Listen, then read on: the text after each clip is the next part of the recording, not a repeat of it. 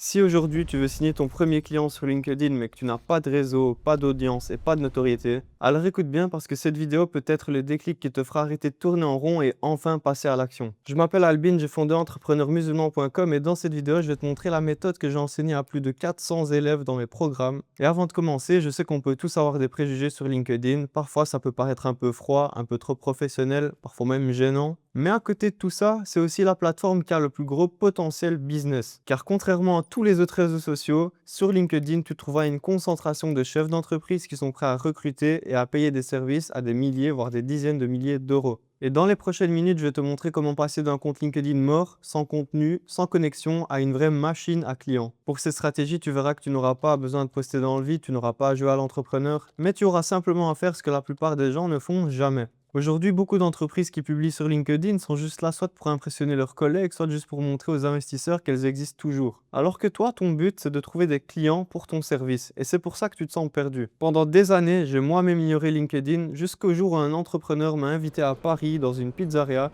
et que j'ai découvert lors d'un déjeuner que cette personne, avec LinkedIn, générait essentiellement entre 40 000 et 50 000 euros par mois. Et là, j'ai compris une chose, être présent sur LinkedIn et l'utiliser pour ton business, c'est pas une option, c'est une nécessité. Tu te demandes sûrement comment te lancer, il y a tellement de personnes, comment se différencier. Sache que se différencier n'a jamais été aussi simple. Et pour ça, tu as besoin de trois choses, être clair, utile, cohérent. Maintenant, la vraie question également, c'est comment appliquer tout ça concrètement pour aller chercher ton premier client sur LinkedIn. Et ça, on va le voir dans les trois piliers que je vais te présenter tout de suite.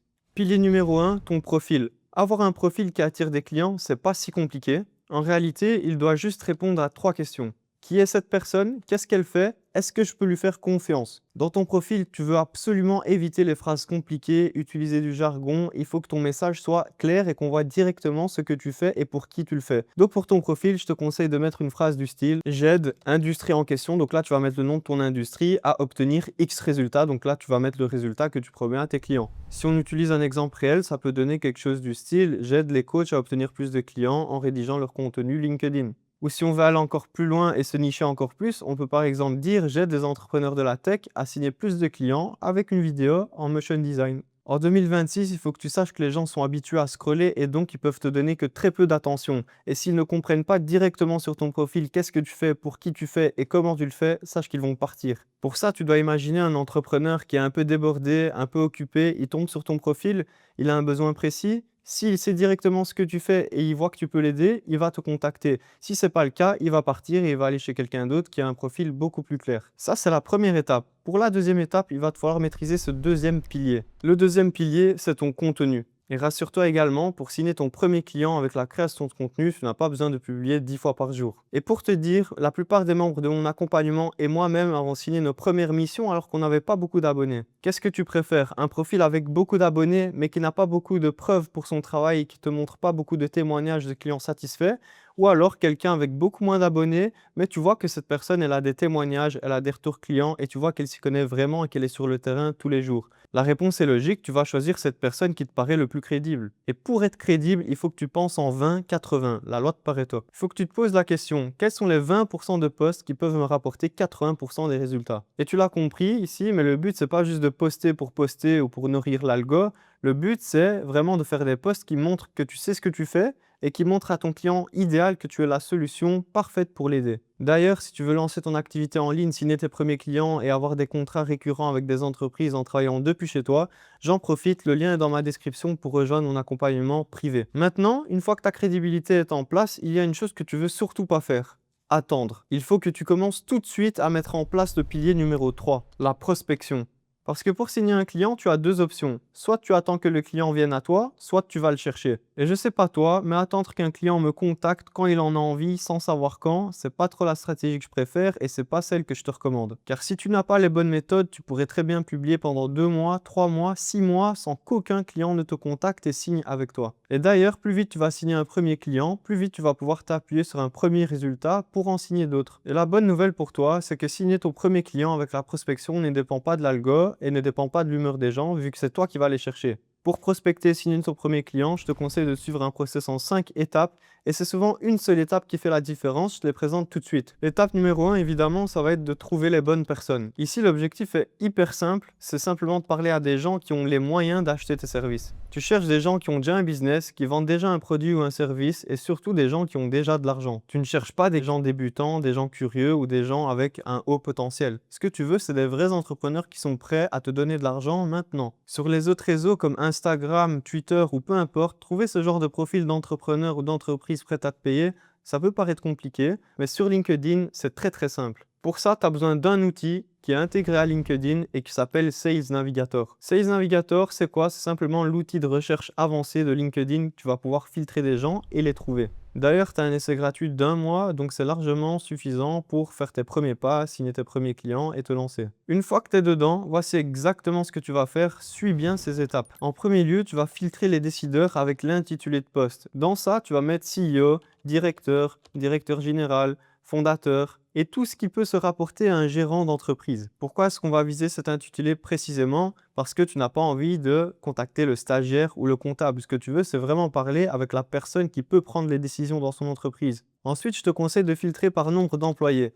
Pourquoi? Parce que si une entreprise peut dépenser des milliers d'euros dans des salaires, dans les cotisations sociales, dans des taxes, ça veut dire que le prix de ton service ne sera pas un problème pour elle. Et en faisant ça, tu vas éviter les boîtes qui n'ont pas le budget, tu vas éviter les discussions inutiles et tu vas éviter les «OK, on verra plus tard, je vais y réfléchir». Je te conseille ensuite également de filtrer par zone géographique et si tu peux travailler à distance, tu peux viser par exemple toute la France, la Belgique, la Suisse, tout ce qui est francophone. Et une dernière chose très importante, si tu veux maximiser ton taux de réponse, active la case «Actif récemment» sur LinkedIn. Ça veut dire que la personne elle aura au moins un peu utilisé LinkedIn ces derniers temps et donc ça va favoriser un taux de réponse. Ça va t'éviter de contacter des gens absents sur LinkedIn depuis des mois et tu vas seulement contacter des personnes qui utilisent réellement la plateforme. Et pour finir, une fois tout ça appliqué, tu auras une liste de prospects devant toi. Sauvegarde-les, mets-les dans un fichier Excel et filtre-les avec leur nom, le nom d'entreprise et ensuite l'état de la personne. Donc, est-ce que tu l'as contacté? Est-ce que tu es en attente de sa réponse? Ou est-ce que tu as reçu une réponse? Ou alors même, est-ce que tu as déjà un appel avec eux? Il faut que tu suives tout ça pour savoir qui est-ce que tu dois relancer et qui t'a déjà répondu. L'étape 2 du processus de prospection, ça va être d'envoyer des demandes de connexion. Tu as une tâche simple à exécuter pour cette étape du process, c'est envoyer 20 demandes de connexion par jour. Pourquoi 20? Parce qu'au-delà de ça, tu risques de te faire bannir par LinkedIn pour spam. LinkedIn va penser que tu es un robot, que tu nuis à la plateforme et donc il va simplement bannir ton compte. 20, ça peut paraître peu dit comme ça, mais ça fait 600 par mois et 600 par mois, c'est largement suffisant pour signer ton premier client. Et d'ailleurs, peu de gens le savent, mais le nombre de connexions, c'est également le nombre d'abonnés. Donc tu pourrais très bien monter à 1000 abonnés, 1500, 2000, rien qu'en envoyant des demandes de connexion. Et là, quand tu envoies une demande de connexion, il y a une erreur à surtout pas faire, n'envoie pas une note avec ta demande de connexion. Les demandes avec des messages sont beaucoup plus refusées. Pourquoi? Parce que personne n'a envie de lire un pitch déguisé. La deuxième raison, c'est que si la personne te refuse directement, la porte est fermée définitivement et tu pourras plus jamais lui écrire. Alors que si tu envoies ton message après que la personne t'a accepté, tu pourras donc lui parler une première fois et tu pourras également revenir lui écrire à un moment où la personne aura plus envie ou sera plus apte à prendre tes services. Donc une fois qu'ils sont connectés avec toi, tu vas devoir les contacter pour les faire passer de simples personnes dans ton réseau LinkedIn à un client payant 1000, 2000, 3000, 5000 euros par mois pour tes services. Et pour ça, tu as besoin d'un tout petit peu de stratégie. Prépare tes angles de prospection. Un angle de prospection, c'est quoi? C'est une manière de mettre en avant ta solution. Comment est-ce que tu vas présenter ta solution à ton client idéal? Selon ton offre et ta cible, tu vas pouvoir utiliser plusieurs formats. Soit un message simple, soit une question ciblée, une courte vidéo personnalisée par exemple, un message vocal ou un pitch très direct. J'en profite pour te dire qu'il n'y a pas une seule stratégie de prospection qui marche. Toutes fonctionnent, il faut juste que tu testes celle qui fonctionne le mieux pour toi. Donc encore une fois, il n'y a pas un seul bon angle. Par contre, il y a un bon angle pour la bonne personne. C'est pour ça que tu dois tester parce qu'une fois que tu trouves le bon angle, là, tu vas pouvoir multiplier tes résultats. Donc ici, l'étape numéro 4 du process, prospecter et transformer les réponses en appels. Donc si tu as bien suivi, chaque jour, tu contactes les personnes qui acceptent tes demandes de connexion. Et dès que quelqu'un te répond positivement, ne perds pas ton temps à discuter par message, redirige-le directement vers un appel en visio avec toi. Pourquoi? Parce que par message, il y a trop de doutes, trop de problèmes, trop de réflexions. Tu ne vois pas les réactions directement. La personne peut t'écrire ce qu'elle veut et prendre le temps de te formuler la meilleure des réponses. Également, tu ne pourras pas creuser les vraies objections de la personne. Et par appel, tu vas mieux expliquer ton service et adapter ton discours en temps réel. Par appel, le client va aussi pouvoir voir plus facilement que tu as bien compris son problème, que tu as la solution idéale pour l'aider et que du coup, il peut te faire confiance. Maintenant, que faire si un prospect nous répond pas? S'il t'ignore, fais-lui une relance, deux relances, trois relances, allez, maximum. Et il y a une école qui dit que tu dois prospecter la personne à vie jusqu'à ce qu'elle te dise oui ou non clairement. Donc, tu la relances pendant des années. Ça, c'est un peu une méthode de spammer. Moi, perso, une fois, deux fois, trois fois. Ensuite, on passe à d'autres prospects. Des prospects, il y en a plein, donc ça sert à rien de s'attarder. Par contre, tu ne peux pas t'arrêter à un seul message. Tu dois absolument relancer la personne. Et il y a une phrase connue en business qui dit que l'argent est dans les relances. C'est rare quand une personne va acheter chez toi dès la première fois, dès le premier message. Également, on a ce concept très connu en publicité qui dit qu'une personne va acheter chez toi après avoir vu ta pub 7 fois. Donc ici, pareil, dès le premier message, on ne peut pas espérer une vente. C'est pour ça qu'on va vouloir relancer la personne, créer un peu ce lien de confiance. Et parfois, il se peut simplement que la personne était occupée. Il ne faut pas oublier que c'est une entreprise, un entrepreneur derrière. Donc, on le relance, ça fait pas de mal. Et peut-être que la personne va te remercier pour cela parce qu'elle avait besoin de ton service. Et maintenant, on va passer à l'étape la plus importante. Et c'est l'étape la plus dure pour les gens, tu vas comprendre pourquoi. Parce que cette étape, c'est le fait d'être régulier. Et t'inquiète pas, je vais pas juste te faire un discours de motivation, te dire que tu dois être là tous les jours, fais-le pour toi, etc.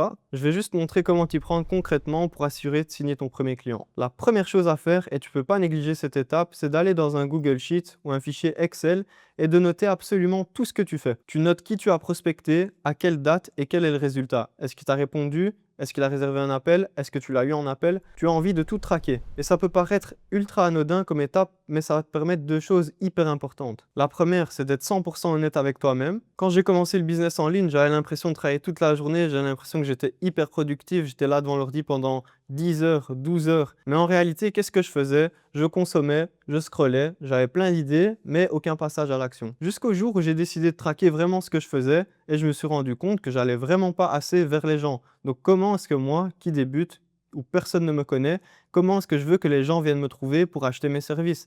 Personne ne va toquer à ma porte, me dire hey, salut, j'ai vu que tu vendais des services, tiens, 2 000 € par mois. Non, c'est à toi d'aller parler aux gens, d'aller prendre ce premier appel, de créer un lien de confiance, de montrer que tu sais ce que tu fais, que tu as une compétence utile, que tu peux apporter tes résultats. Et ensuite, c'est là que la personne va décider de te payer. Donc, mets bien tout ce que tu fais dans un Google Sheets, comme ça, tu pourras traquer ce que tu fais. Et parfois, tu vas te rendre compte que tu as l'impression de travailler beaucoup, alors qu'en réalité, tu ne fais pas des tâches productives et donc tu ne prospectes pas du tout. Il y a un deuxième avantage énorme à cette méthode, c'est qu'en suivant tout ce que tu fais et en le notant dans un Google Sheets, tu vas pouvoir savoir qu'est-ce que tu dois améliorer dans ton business. Quand tu vas commencer à prospecter des gens, tu vas te rendre compte qu'il y a un problème. Par exemple, tu vas te rendre compte que 50% de tes messages prennent un appel, mais 0% signent.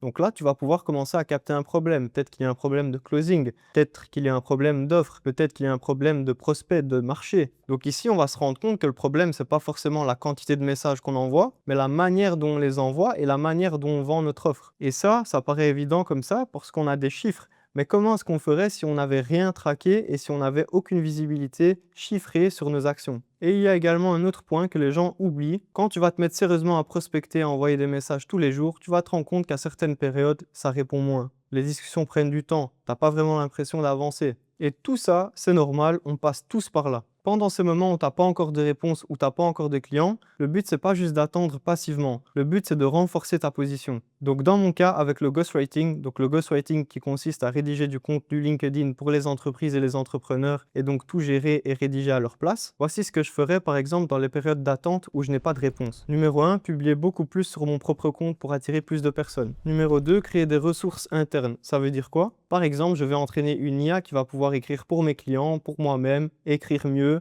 plus vite et plus. Également, ce que je peux faire pour présenter un travail à mes clients, vu que je n'ai pas encore de clients, si je pars de zéro, je vais pouvoir faire du travail fictif. Donc, je vais prendre une personne que je vais sélectionner selon certains critères. Je vais faire comme si je travaillais pour cette personne. Je vais mettre tout ça dans un Google Doc, par exemple.